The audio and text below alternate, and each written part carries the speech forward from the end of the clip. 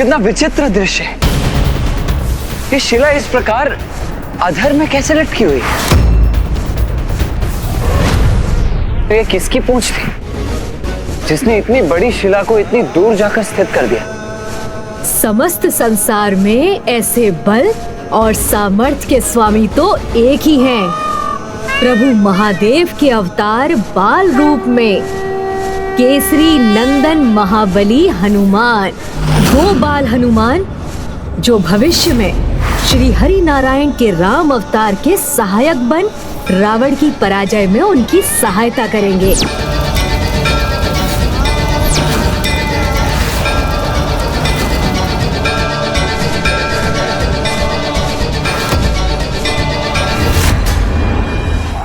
माते माते, अब देखिएगा मेरा विकार आपकी दिव्यता को कैसे प्रभावित करता है। भैया, यदि हनुमान जी यहीं कहीं हैं, तो ममतासुर भी वहीं पहुंचकर इस अवसर का लाभ उठाने का प्रयास अवश्य करेगा।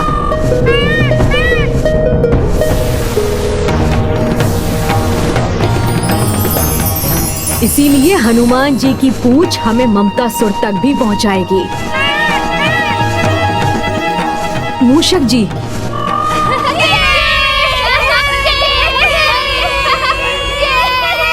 माता, आप यहाँ? अब आपको यहाँ हमारे क्रीड़ा स्थल पर आने की क्या आवश्यकता थी? आप हमें पुकार लेती, हम स्वयं ही आ जाते। यदि मैं यहाँ नहीं आती तो तुम्हारे द्वारा की जाने वाली घटना कैसे देखती? हाँ? ओहो, तो आपको ज्ञात भी हो गया कि मैं क्या कर रहा था? हाँ मेरे नटखट पुत्र, मुझे सब ज्ञात हो गया है। किंतु पुत्र, तुम्हें ये सब नहीं करना चाहिए, क्योंकि जो अपार बल के स्वामी होते हैं उन्हें अपने बल का प्रयोग केवल जगत हित के महान उत्तरदायित्व को निभाने के लिए करना चाहिए, न कि ऐसी क्रीड़ा कर जिससे किसी अन्य को क्षति पहुंचने की संभावना हो।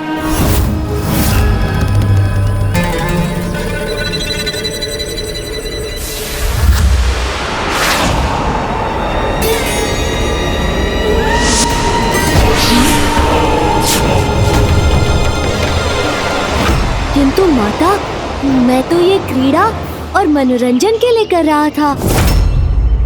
माता, मुझे थोड़ी देर और क्रीड़ा करने दीजिए ना।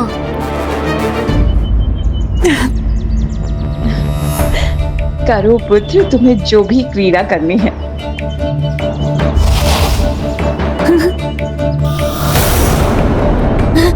आओ मित्रों, माता ने अनुमति दे दी, अब तो और आनंद आएगा।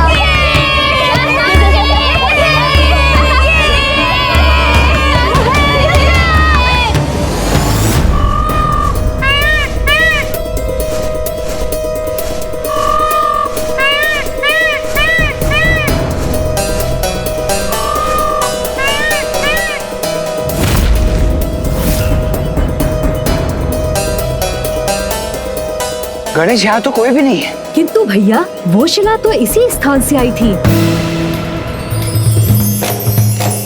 अर्थात हम उचित स्थान पर पहुंचे अवश्य हैं, किंतु इसमें हमें तनिक विलंब हो गया है अनुज।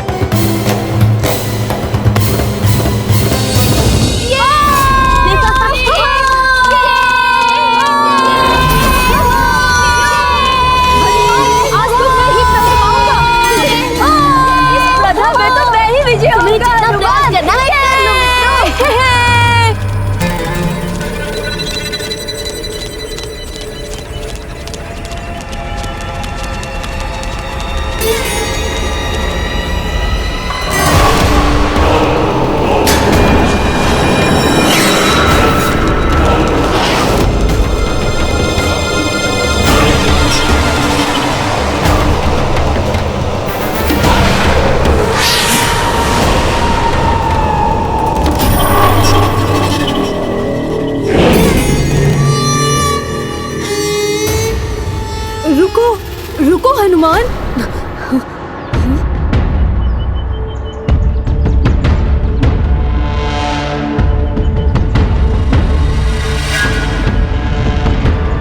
वो देखो,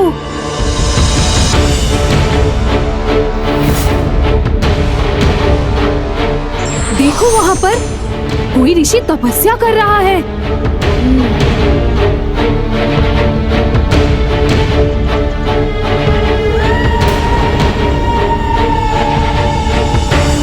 हम यहाँ क्रीड़ा करेंगे तो ऋषिवर के तप में बाधा उत्पन्न होगी। कदाचित उचित तो ये होता कि ये यहाँ से किसी दूर ऊंचे स्थान पर तप कर रहे होते। जैसे वो वृक्ष।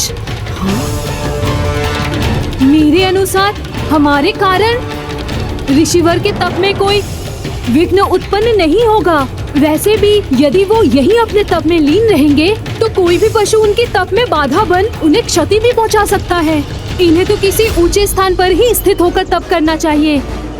ये सुझाव तो सर्वथा उचित है। उस वृक्ष पर ऋषिवर वन्य जीवों के संकट से सर्वथा सुरक्षित हो जाएंगे। तो सिर्फ इन्हें ही क्यों? इनकी सुविधा हेतु मैं इन्हें इनकी शिला के साथ ही उस वृक्ष पर स्थित कर देता हूँ। फिर बिना किसी बाधा के ऋषिवर सदियों तक अपनी तपस्या कर सकेंगे। हाँ हाँ, यही उचित होगा हनुमान। किंतु क्या ये संभव है?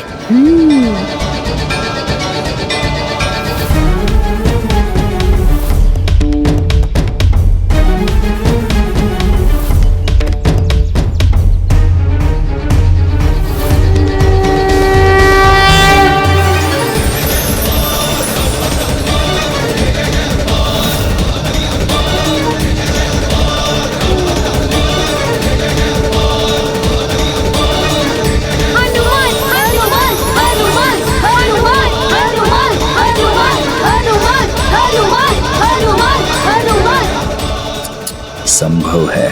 ममतासुर के लिए तो किसी को भी प्रभावित करना संभव है। हनुमान, हनुमान, हनुमान, हनुमान, हनुमान, हनुमान, हनुमान, हनुमान, हनुमान, हनुमान, हनुमान।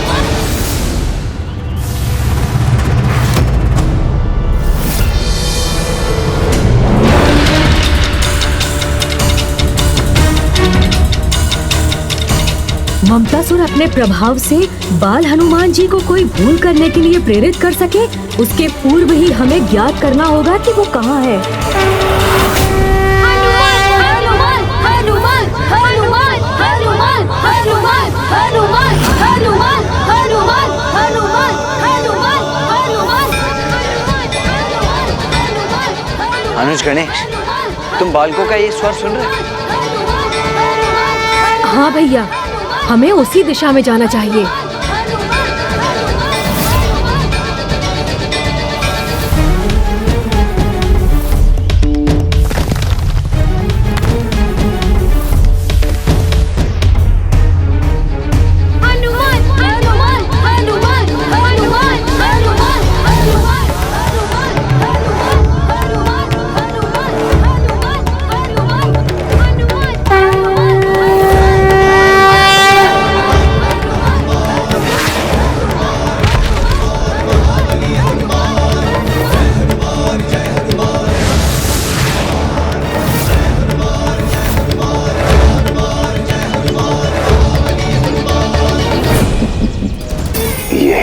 चाहता था। अब आगे इसका दुष्परिणाम भुगतने के लिए तैयार हो जाइए हनुमान जी।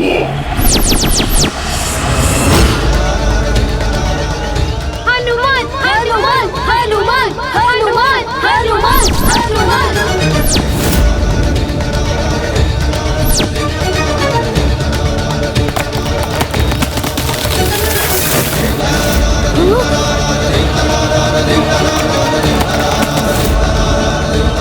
ऋषिवर,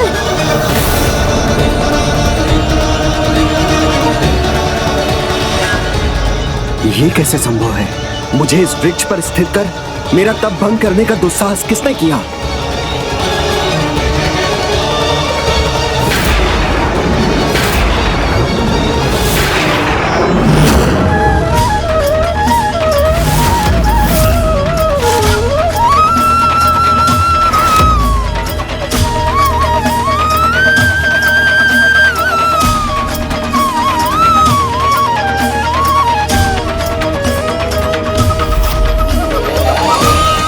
मेरे वर्षों के कठोर तप को भंग करने का दंड तो मैं अवश्य दूंगा।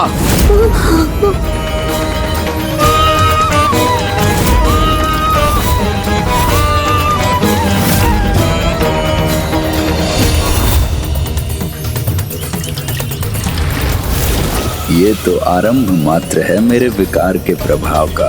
आपने अपने जिस बल के अहंकार में ऋषि भृगु और ऋषि अंगिरा के इस वंशज का तप भंग करने का दुस्साहस किया है, मैं श्राप देता हूँ।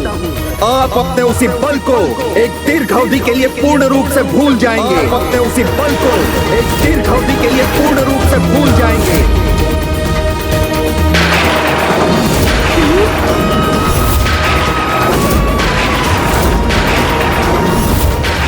क्षमा ऋषिवर, क्षमा।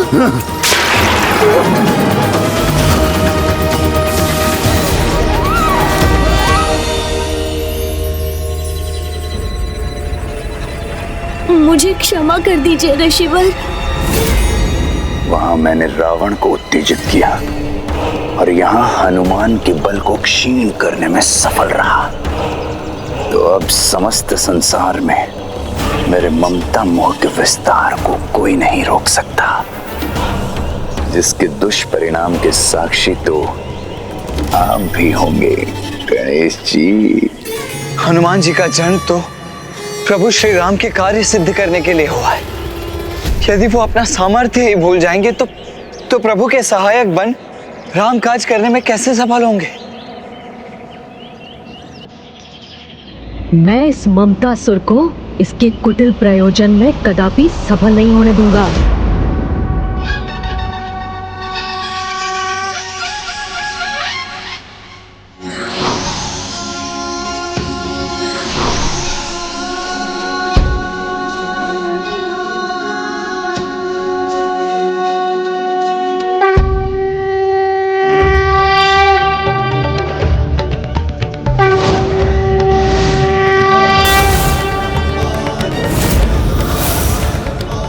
मैं आपको श्राप मुक्त तो नहीं कर सकता, किंतु इसके प्रभाव को सीमित अवश्य कर सकता हूँ। भले ही मेरे श्राप के कारण आप अपनी विशेष शक्तियों को भूल गए हैं, किंतु जब कोई आपको आपके बल का स्मरण कराएगा, तब आप पुनः अपने सामर्थ्य को प्राप्त कर अपने महान दायित्वों को निभाने में सफल होंगे।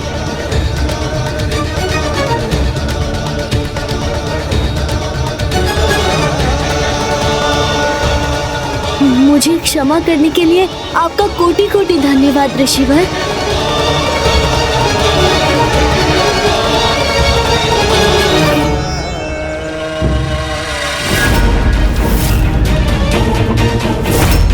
ममतासुर, ये तो यहाँ है। गणेश, इससे पूर्व कि ये दुष्ट पुनः मेघों का रूप धारण कर यहाँ से अदृश्य हो जाए, हमें इसे अपना बंदी बना लेना चाहिए।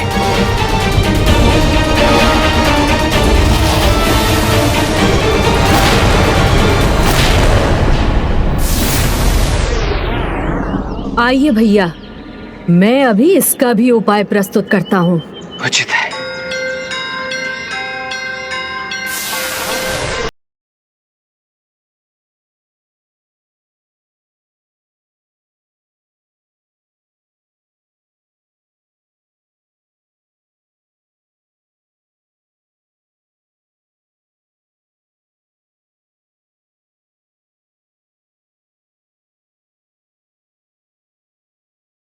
आएगी।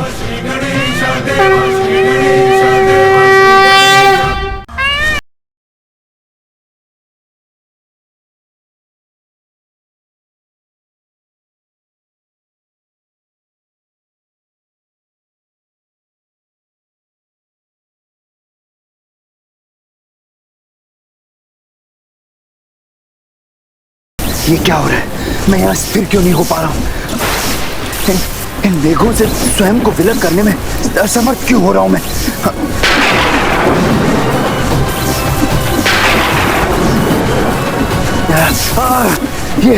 ये कैसी विपदा छाई है मुझ पर?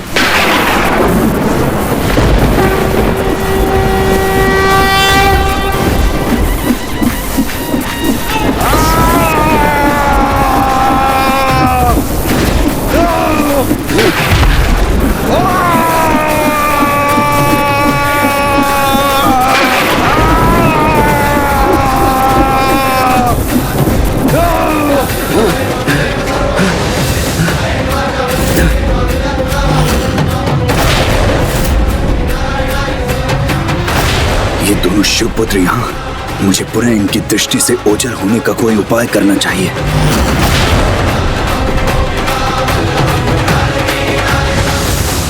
नहीं ममतासुर, अब यहाँ से प्रस्थान करने का विचार भी मत करना, क्योंकि इस दिव्य गदा की ऊष्म ऊर्जा तुम्हें यहाँ से पुनः मेघ बनकर उड़ने नहीं देगी। तुम्हें तुम्हारे कर्मों का दंड तो भुगतना ही होगा। अब तुम यहाँ से कहीं नहीं जा सकते। ये क्या करने जा रहे हैं मेरे साथ?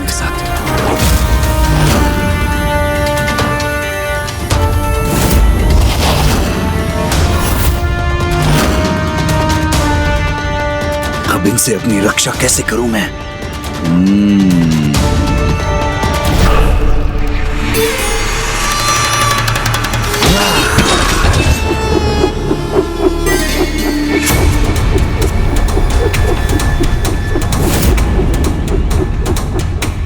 मैं व्यर्थ में ही इतना विचलित हो रहा हूँ, जब इनसे रक्षा का इतना सरल और अचूक उपाय प्राप्त है मुझे।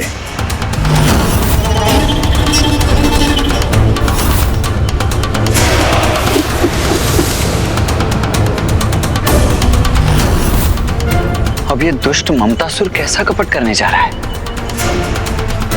अपने सभी अस्त्रों को अदृश्य क्यों कर दिया इसने?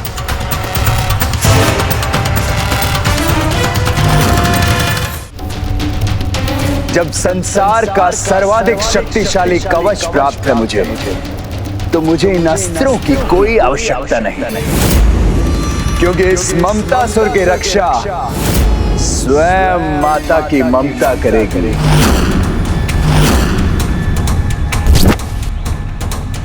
ओम जगदम्बा जननी रक्षा करो, ओम भयहारिणी मैया रक्षा करो,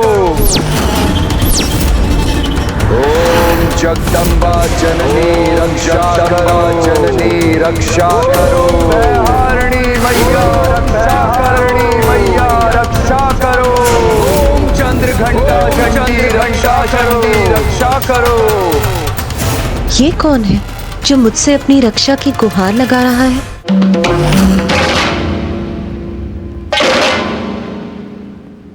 अपने इस पुत्र की रक्षा करो माता। इस निर्दोष को अकारण ही इतना दंड दिया जा रहा है। आपके पुत्र ममतासुर पर संकट की छाया छाई है, जो स्वयं मेरे भ्राताओं ने उत्पन्न की है। याद नहीं मुझे माते कि क्या द्वेष है इन्हें मुझसे, जो ये मुझे क्षति पहुंचाना चाहते हैं। प्रेम पूर्वक मैंने इनकी सेवा की, अपने भवन में स्वागत किया, इनका भोजन कराया, तन मन से सेवा की, परंतु फिर भी मैं दंड का भागी क्यों हो गया हूं माते। और हाँ माते, इन्होंने छल पूर्वक मुझसे वो गदा भी छीन ली जो आपने मुझे मेरी रक्षा के लिए प्रदान की थी। रुको ममतासुर, माँ की ममता का अनुचित लाभ उठाने का प्रयास मत करो। सत्य तो आपके समक्ष है माते। भ्राता गणेश केवल मुझे चेतावनी ही नहीं दे रहे हैं, अपितु आपकी ही दी हुई गदा से मुझ पर प्रहार भी करना चाहते हैं। रक्षा कीजिए माते, मेरी रक्षा कीजिए, अपने पुत्र की रक्षा कीजिए माते। शूलेन पाही नो देवी। अनुज गणेश, जिस मंत्र के जाप को माता कभी अनसुना नहीं करती, सदैव जिसका जाप करने वाले की रक्षा करती है, इस दुष्ट ममतासुर ने माता के उसी रक्षा मंत्र का जाप आरंभ कर दिया है। पाही खड्गेन चांबिके घंटा स्वनेन न पाही, चाप जानी स्वनेन च।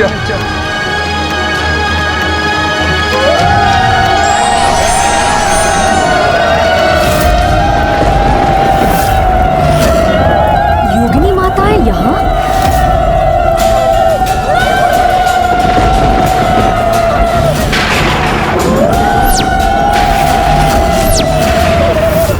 इस दुष्ट के लिए योगिनी माताएं स्वयं प्रकट हो गई हैं। अब देखना भ्राताओं, मैं किस प्रकार आपकी माता के द्वारा ही आपको क्षति पहुंचाता हूं।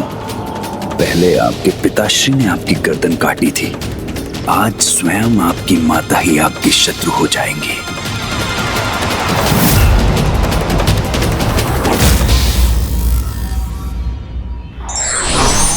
क्रोध एवं उद्दंडता पर नियंत्रण ही मनुष्य को उसके कर्मों के प्रति सचेत रखता है।